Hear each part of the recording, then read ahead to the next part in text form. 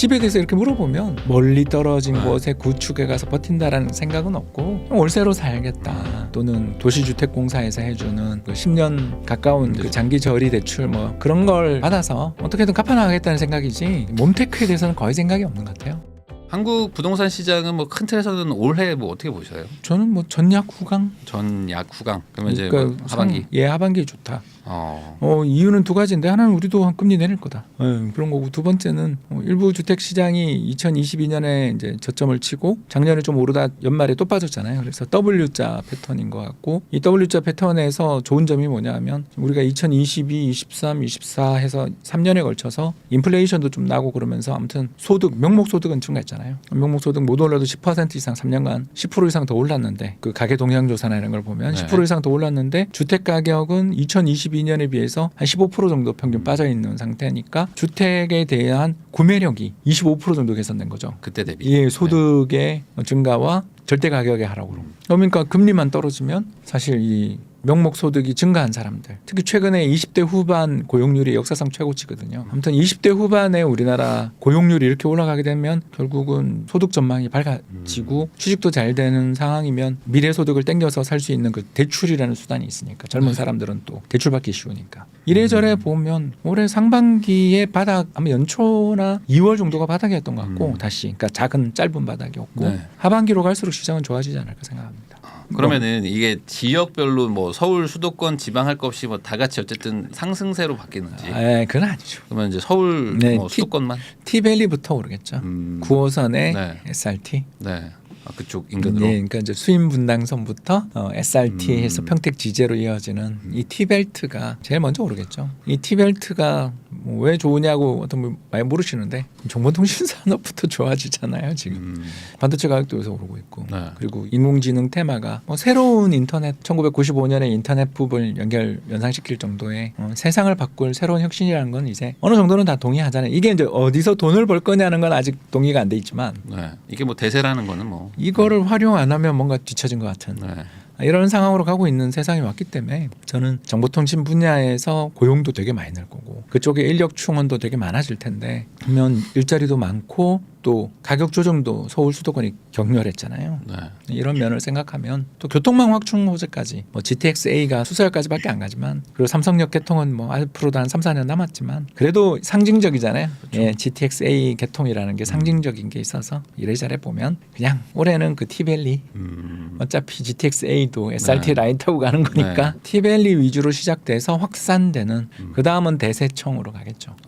대전, 세종, 청주 대세청이 이제 그 다음으로 가면서 이제 조금씩 밑으로 남진해 가지 않을까 그렇게 생각합니다. 그러면 반대로 지금 뭐 조선이나 뭐 이런 것들도 뭐 실적 좋다고 하는데 뭐 경남이나 뭐 이런 쪽들은 뭐 좋아질 수 있어요. 좋아질 수 있는데 제 편견인지 모르겠는데 서울이나 이런 쪽의 공급 부족에 비하면 아직 거기는 좀 수급 밸런스가 약간 공급이 더 많았던 것 같아요. 네. 공급 우위. 특히 저는 부산을 자주 가서 그런지 모르지만 부산에 뭐 예를 들어서 황령산 터널부터 이렇게 쭉 지나가는 거기 보면 야, 이 용적률은 어디서 어떻게 나온 용적률인가부터 생각되는 어마어마한 그 공급들을 보고 다니잖아요. 이런 것들 생각해 보면 또 더 나가서 기장으로 이어지는 거기도 또 공급 그렇죠. 물량이 많고 명지 신도시도 많고 그래서 서울이 일단 오르고 남진이지 이게 수급 밸런스를 함께 봐야 되는 거니까 이렇게 측면에서 보면 서울이나 이쪽 수도권은 인천 쪽 물량 조금 평택 쪽 물량 조금 그리고 올해 연말에 둔촌주공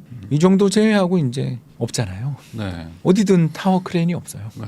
맞아요. 예, 이렇게 타워 크레인이 없는데 2, 3년 뒤 입주 물량이 0인 거죠. 그러니까 올해보다 내년이 더 좋은 거죠, 사실은. 그래서 올해는 이제 미래 잠재력이 높은 지역에 대한 선취매로 대응하는 행보고 본격적인 확산은 내년이라고 보고 있습니다.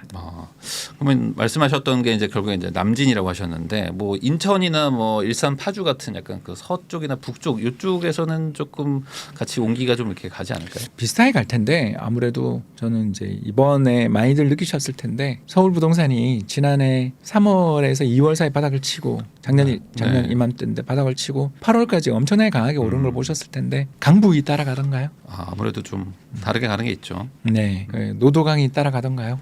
그러니까 이런 이야기인 거죠. 그래서 GTX의 그 개통 대화역이나 운정 혜택을 볼 수 있는 직접적인 그런 신축들은 뭐 충분히 가능성이 있지만 저는 재건축 재개발 약발이 지금은 통하기는 좀 어려운 시장이다. 왜냐하면 일기 신도시들은 다 그게 문제니까. 네. 다 이제 지은 지 30년 돼 가는데 그렇죠. 94년 입주가 네, 30년 많았으니까. 됐죠. 근데 용적률도 용적률이지만 자재비 상승에 따른 건축비 상승이 5년 전에 한 4,500 하던 게 지금 8,900 그리고 일부 사업장은 1,000만 원을 돌파했으면 이게 분담금 이슈가 너무 커서 저는 재건축 재개발은 지금은 이 금리 이 자재난에서는 힘들고 신축 위주로 가는 장이고 그 신축은 또 MZ 세대들한테 잘 맞잖아요. 네. 아까 이야기했던 테크 정보통신 산업의 고용이 높은 우리 그 MZ 세대들은 구축에서 몸테크를 못하는 세대라고 저는 생각해요. 저는 이제 제 밑에 직원이 12이 있는데 저까지 12 중에 대부분이 그 20대예요. 네. 그래서 다들 연애 중인데 능력 있는 친구들이니까 다 연애 중인데 그 친구들을 이렇게 보고 있으면 앞으로 어떻게 뭐 이렇게 집에 대해서 이렇게 물어보면 이렇게 정말 뭐 멀리 떨어진 곳에 구축에 가서 버틴다라는 생각은 없고 월세로 살겠다 또는 그 도시주택공사에서 해주는 그 10년 가까운 그 장기 장기 저리 대출 뭐 그죠 그런 걸 받아서 어떻게든 갚아나가겠다는 생각이지 이게 몸테크에 대해서는 거의 생각이 없는 것 같아요. 그래서 저는 재건축 재개발은 그냥 시장에서 레버리지가 큰 자산으로서 출렁거릴 수 있고 일기 신도시에 특히 재건축 이슈가 있지만 저는 그건 선거용이고 그걸 진짜 믿으면 곤란하다. 아무래도 거기가 좀 순서를 또 누가 할지 안 할지 뭐 이런 것도 좀 그러니까 리모델링이 가능하지 않을까. 리모델링으로 봐야 되는데 문제가 이제 공사비죠. 네. 정말 리모델링은 공사비가 모든 것인데 공사비가 지금 너무 급등했기 때문에 저는 이제 떨어질 거라고 보는 쪽이에요. 그러나 왜냐하면 뭐 경기가 어려우면 인하해야지. 그런데 지금은 오르는 중인데 그러면 이게 리모델링이 사업성이라는 건 결국 집값이 오를 때 건축비 쌀 때 이 두 가지 조건이 필요한데 리모델링도 쉽지 않고. 그러면 이제 보유하고 있는 지분 가치가 괜찮은지 그리고 단일 평형이거나 뭐 이래서 좀 단합이 잘 되는 단지인지 이런 것들을 좀 알아보고 선별적으로 대응해야 되는데 이제 문제가 이게 굉장히 어렵거든요. 저도 사실은 그런 단지 살아봤기 때문에 구축에 살아봐서 안 된다. 특히 팁 하나만 드리면 65세 이상 노인이 많은 단지는 재건축 재개발 거의 힘들다고 보시는 게 맞다. 왜 그런지 아세요? 제가 이제 인구와 투자의 미래 확장판이라는 책을 이번에 쓰면서 공부를 좀 많이 했는데 제가 뭐 취미가 논문 읽는 거잖아요. 그래서 논문을 쭉 읽는데 전 세계 논문을 다 읽는데 다 똑같더라고요. 이게 뭐냐면 그 58년 개띠를 전후로 한 선진국이나 우리나라의 베이비붐 세대들은요 자기가 살던 집에서 돌아가시고 싶어요. 그러니까 그 전에 우리는 경제적으로 합리적인 인간을 생각하잖아요. 그래서 65세 넘어서서 이제 소득도 없고 연금도 잘 안 돼 있으니까 집을 팔고 이 돈을 챙겨서 노후를 설계할 거야. B 아니에요. 우리만 그런 게 아니고 일본도 그래요. 심지어 부동산 30년 불황인데도 안 팔아요. 무조건 나 살던 집을 그래서 살겠다. 언제 꺾이냐면요. 주택 소유율이 꺾이는 나이가 75세예요. 요양원 들어갈 때. 그때는 뭐 어쩔 수 없이 정리해야 되니까. 그러니까 그거는 요양원 비용이 집에 못 돌아오는 요양원 들어가면 집에 못 돌아오잖아요. 요양병원 가는데 집에 돌아올 거라고 생각 안 하잖아요. 그때 팔더라고요. 그러면 그분들이 나 이제 65세다 그러면 10년이잖아요. 이거 재건축 재개발 10년 걸리는데 그때 나 요양원 들어가는데 내가 왜 그 고생을 해야 돼? 그렇죠. 괜히 이사 가고. 그거를 싫어하거든요. 그래서 단지나 그 지역에 재개발은 지역이죠. 그 지역에 노인분들이 많으시면 좀 곤란하다. 근데 그런 지역이 되게 많아요. 그렇죠. 많죠. 그런 거를 정말 통계청에 각 지역별로 다 통계 나오잖아요. 그리고 인구주택 총조사에 세부 보고서 보면 다 나옵니다. 그러니까 꼭 부탁드릴게요. 이거 날 갖고 30년 지나고 40년 지나니까 재건축 되겠거니 이거는 적어도 수년간에는 상당히 고생할 수 있어서 선별적인 지분 가치도 지분 가치지만 그 안에 구성원의 비중 또는 동향도 꼭 점검하고 해야 한다. 그래서 저는 힘들어도 신축이다. 신축급에 가까운 것들을 사는 게 좀 낫다. 너무 학군지는 이제 생각하지 말라. 왜 그런지는 이번에 노원 학군이 보여줬잖아요. 또 제가 예전에 살았던 광장 학군도 그렇고. 그러니까 예전만큼 그 학군지의 하단 방어가 잘 안 되는 걸 많이 느끼고 계신 분들이 있을 거예요. 왜 그런가? 애들이 추니까. 2017년, 18년부터 애들이 급감하잖아요. 그렇습니다. 그래서 저희 애도 지금 이제 3학년인데 아직은 그래도 한 40만 명 태어났더라고요. 근데 이제 그 밑으로 20만이 됐으니까 20만 막 되니까 이런 날이 올 줄은 몰랐습니다. 저도. 이제 정말 급감하기 시작하는 게 이제 조만간 오는 거죠. 그래서 대표 학군지들, 뭐 분당 학군, 뭐 평촌 학군, 뭐 목동 학군, 뭐 이런 데가 없어진다라고 이야기하려는 게 아니라 그 학군지의 파워가 약해지는 거는 좀 감안해야 되지 않을까. 그래서 너무 거기에 또 여기는 안전해 이렇게 생각하신 분들은 이제 특히 강북에 학군지 계셨던 분들은 정말 네. 고생하셨잖아요. 이런 것들을 생각하셨으면 좋겠습니다. 그럼 아까 그 상반기는 조금 약하고 하반기는 조금 그래도 강한 분위기가 오래 이어질 것 같다고 얘기를 하셨는데 그게 결국에는 그 미국에서 금리를 낮추면서 한국도 같이 금리를 좀 낮추니까 네, 그렇죠. 그렇게 된다고 보시는 건가요? 그게 제일 크죠. 두 번째는 이제 수출 회복이고. 아, 수출 회복에. 근데 뭐 수출이 탄력적으로 회복된다 이런 걸 이야기하려는 게 아니라 그러니까 2022년은 물량은 회복 못하겠죠. 작년보다 낫다. 작년이 그래서 안 좋았으니까. 그래서 제가 계속 하는 이야기가 올해보다 내년이 낫다. 왜냐하면 수출이 한번 회복되기 시작하면 그래도 한 1, 2년 가니까. 그러면 1, 2년 가면 어떤 일이 벌어지냐면요. 연봉이 그 다음에 올라요. 아, 그렇죠. 실적 보고 그다음에 오르니까. 아시겠죠? 그래서 올해는 다 인센티브 못 받잖아요. 줄잖아요. 네. 뭐 불만이 되게 많잖아요. 그렇죠. 근데 이제 내년에는 받을 거라고요. 그러니까 올해보다는 내년 유동성이 더 좋죠. 그러니까 제가 말하는 집을 살 수 있는 실질적인 유동성은 올해보다 내년이 낫다. 아, 그러면 되게 애매해지는 게 그걸 고려해서 내년에 살려고 그러면 다들 또 그때 돈 비슷하게 받으니까. 그러니까 올해 사라고요. 아, 그래서 차라리 올해 사는 게 예, 나을 올해 수도 사는 게 있다. 나은데 그 살 때의 원칙을 제가 임장 좀 가셔서 아이들이 많은지 아니면 네. 할머니 할아버지가 많은지를 좀 보시자. 네. 그런 이야기 한 거. 그리고 두 번째 적어도 뭐 20년 이상 돼서 이제 용적률 어정쩡한 아파트들은 싸도 이게 포텐이 있는가에 대해서 한번 왜냐면 리모델링이 네. 너무 어려워졌으니까. 네. 그런 이야기를 그러니까 이걸 스크리닝만 딱 하면 거의 각 지역에 살 수 있는 단지들은 뻔히 보이는 거고 그 다음부터는 이제 영끌. 근데 2021년 영끌 하는 것보다는 3년 지난 지금 올해 영끌이 훨씬 더 저는 향후 5년 수익률은 높다고 생각합니다. 아무래도 그 뭐 금리도 낮아지니까. 그리고 정부도 특례 대출, 네. 특히 신생아 특례 대출부터 시작해서 각종 여러 가지 대출 규제 이런 것들도 완화되는 중이니까 물론 뭐 스트레스 DSR 이야기가 나오곤 있습니다만 그는 이제 규제 당국이랑 정책 당국 사이에 의견 조율 과정이라고 저는 생각하고 전반적인 흐름은 결국 올해 연말 둔촌주공 입주에 맞춰서 그 의무 규제라든가 뭐 다양한 네. 규제들은 좀 그 풀어주지 않으면 되게 큰 문제가 생기는 일들이 많기 때문에 규제는 좀 완화로 가지 않겠나 정도 그냥 기대하는 거죠. 네. 지금 한국은 이미 미국보다 금리가 낮은데 미국이 맞습니다. 낮춘다고 해가지고 우리가 못 낮춘다 뭐 이런 얘기 하시는 분들도 있는데 같이 좀 따라 낮추게 될까요? 그거는 저는 우리나라가 미국보다 앞으로 금리가 계속 낮을 거다. 아, 계속. 예, 왜냐하면 58년 개띠들이 700만 58년 개띠를 전후한 베이비붐 세대가 700만 정도 살아계신데 이분들이 되게 부자예요. 네. 그리고 이분들이 또 국민연금을 제때 수령하시는 60세부터 수령하고 계시고요. 거기다 세 번째로 이분들이 당연히 건강은 또 되게 좋아요. 우리 1호선 타보면 알잖아요. 아, 건강 좋으시죠. 전부 등산복 입고 계시잖아요. 형님들. 네. 저희 직장 생활할 때 저희 과장님들이잖아요. 다. 네. 근데 그분들이 건강하세요. 그러면 이제 이분들의 선택지가 뭐냐면 소비를 막 하겠어요. 내가 생각보다 오래 살 수 있다는 걸 다 그렇죠. 느끼는데 네. 그리고 앞에 4, 6년 개띠 해방둥이들이 지금 우리나라 빈곤층이잖아요. 네. 그 세대는 제때 교육도 못 받았고 이승만 정부 때 사실 경기도 별로 안 좋고 그래서 고생만 한 세대인데 네. 58년 개띠는 그분들 군대 갔다 와서 딱 취직할 때가 80년대 3조 호황에 취직한 잘 사람들. 좋을 때. 그러기 때문에 이분들이 우리나라 최고 부자거든요. 이 최고 부자들이 돈도 많은데 움켜쥐고 집은 안 팔 거라고 제가 이야기했죠. 그럼 저축이잖아요. 그래서 시장 경제 내에 유동성이 우리는 정부가 금리를 인하하냐 안 하냐 여부도 중요하지만 그건 본원 통화에 관련된 유동성이고요. 더 중요한 건 총유동성이잖아요. M2나 M3인데 그건 은행 예금이 정기 예금이 좌우하는 돈이라고요. 그거가 앞으로 줄 가능성이 전혀 한 10년은 끝도 없이 늘어날.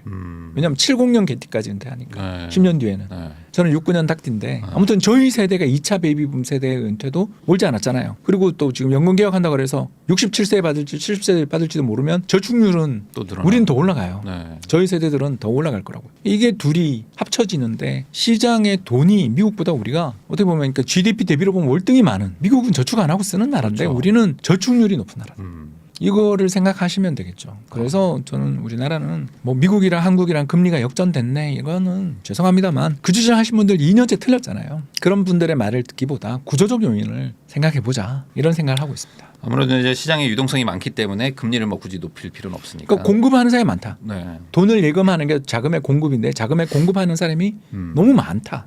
퇴직금 들고 거기 예치하는 분이 너무 많다 이거죠. 특히 퇴직금 우리나라의 그 연봉 구조가요. 1년 차 연봉이 100만 원이다 치면 이거 가정이죠. 네.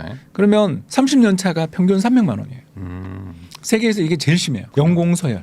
근데 이게 뭐냐면 평균이 그렇거든요. 네. 그러면 우리 정 대표님 생각해 보세요. 정규직은 어떨까? 더 높겠네요. 그 500 될 거 아니에요. 근데 여러분 생각해 보세요. 그 500 받던 분이 지금 은퇴를 하셨어요. 58년 개띠. 부터 시작해서 63년생까지가 베이비붐 1차 세대가 지금 다 60살 돼서 은퇴했죠. 은퇴하고 있잖아요. 네. 그 어마어마한 퇴직금을 들고 나갔어요. 그 돈이 지금 계속 지금 엄청난 돈으로 쌓이고 있는 거죠. 그러다가 이제 찾게 되는 날이 오지만 그건 또 다음에 생각하면 되는 거고.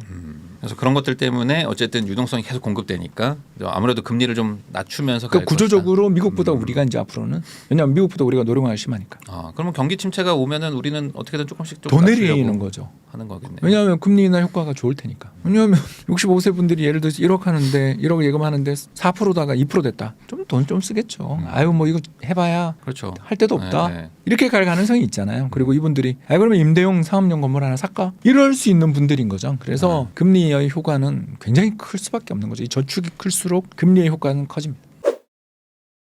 그래도 결국에 이제 집을 산다는 게 뭐 다 같이 올라가고 뭐 이런 게 아니고 약간 양극화 현상이 좀 일어날 수도 있다 그러면 결국에 이제 상위권 주택을 사는 사람들은 뭐 좀 마음이 좀 편할 수 있지만 현실적으로 내가 돈이 그만큼 안 되는 분들도 많지 않습니까? 이런 분들은 뭐 어떤 선택을 해야 될까요? 한국 집을 살 필요가 없죠. 한국을 굳이 고집하지 말라. 예, 저는 집 한 채는 꼭 있어야 된다라는 분들한테 뭐 이번 2022년에 주택 가격 대폭락 현상을 말씀을 꼭 드리고 싶거든요. 네. 가격은 똑같이 폭락했는데 회복은 왜 이렇게 다를까? 네. 예, 앞으로 주택을 사줄 주력 세대인 MG가 아무 집이나 산다라는 거에 동의하지 않아요.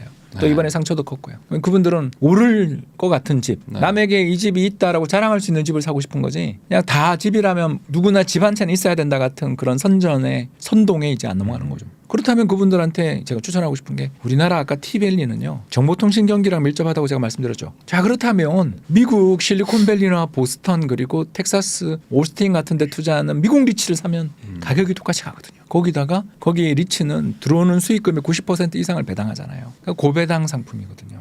그러니까 차라리 한국 집을 사고 싶은데 적절한 가격에 그 집이 없고 또 그걸 사기 위해서는 내가 모든 자산을 다 떨어놓고 레버리지도 엄청나게 해야 된다라고 걱정이 되시면 글로벌 리츠를 사는 게 답인 거죠. 지금 또 상업용 부동산에 대한 공포로 네. 리츠 가격도 많이 빠져 있으니까 배당 수익률이 5%가 넘어요. 네. 그런 거 사면 되죠. 근데 또 막 공실 많다고 하니까. 그러니까 그 분산된 리츠를 사야죠. 그래서 뭐 어디 물류센터 리츠, 유통 리츠, 뭐 데이터 센터 리츠 이런 걸 골라서 살 능력은 저도 없어요. 그렇다면 시장 전체 그러니까 블룸버그 리츠 지수를 추종하는 ETF를 사면 되지. 네. 왜 그걸 일일이 다 골라 살려고 하냐. 그게 저의 생각인 거죠. 그래서 그렇다 할 만한 집이 나의 사정권에 들어오지 않았다면 한국에서 집을 구입하는 걸 깨끗하게 포기하고 그 해외 글로벌 리츠는 90% 현금의 90%를 배당하니까 그걸 갖고 우리나라 월세 내는 게 훨 나은 선택 아니냐. 배당 수익률 5%인데. 그래서 요즘에 젊은 분들이 약간 그 국내 자산보다는 해외 자산에 많이 관심을 갖는 것 같더라고요.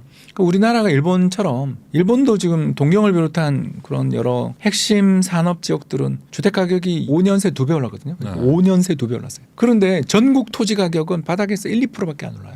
왜? 전국 평균 토지 가격은 안 올라요. 어디만? 동경 13구만, 오사카만, 나고야만 오른다고요. 좋은 데만 딱. 예, 거기 교세라가 있고 도요타가 있고 캐논이 있는 데만 오르는 거지. 네. 이제 뭐 TSMC가 큐슈 갔으니까 후쿠오카 부동산도 오를지 모르겠습니다. 아무튼 후쿠오카 부동산조차 안 되거든요. 일본의 6대 도시라는 데도 안 된단 말이에요. 네. 우리보다 인구 고령화도 훨씬 오래 지속됐고 특히 베이비붐 세대 거기는 이제 47년생들이 베이비붐 세대인데 무라카미 하루키 그러니까 그 세대죠. 그 세대들 단가이 세대가 엄청난 저축을 들고서 계속 저축을 많이 하고 소비를 잘 안 하면서 경제 내 엄청난 저축을 갖고 있는 그분들이 이제 돌아가실 때가 돼서야 이렇게 풀리는 거 보면 그분들은 엄청나게 현찰을 쥐고 계시고 그게 어마어마한 저축이 돼서 와다나베 부인 이렇게 해서 네. 세계적으로 투자도 하고 그 어마어마한 저축을 가지고 있었던 세대들이 이제 이게 서서히 갈라지는 과정에서 상속을 하거나 그분들이 이제 팔지 않고 계속 물려주는 그런 지역들만 되는 거죠. 그러니까 우리나라도 아마 그런 식으로 약간 뭐 한 20년 텀을 두고 좀. 아니 뭐 비슷하게 갈수 그보다 더 있지 않을까? 압축적으로 진행되겠죠. 우리는 빠르잖아요. 우리는 출산율이 더 낮고 하기 때문에. 그것도 있고 저희 우리 부인남님부터 전화 네. 이렇게 일본 사례를 열심히 소개하니까 아무래도. 사람들이 먼저 행동하고 또 실제로 제 주변에 일본 부동산 사는 분도 많거든요. 저도 뭐 전에 썼던 책 네. 인구와 투자의 미래가 2017년에 나왔는데 그 책에서 누차 강조한 게 일본 부동산 가격이 오를 것 같다. 아베노믹스 덕분에 네. 여기 집값 오르고 있다. 강조했고 실제로 제 주변에도 많이 샀어요. 그런 걸 보면 우리 한국 사람들이 샤프하고 똑똑하니까 뭐 글로벌 투자 이런 것도 재빨리 하고 잘 하시니까 일본처럼 몇십 년에 걸친 그런 조정이 아닌 신속한 조정이 나올 수도 있죠.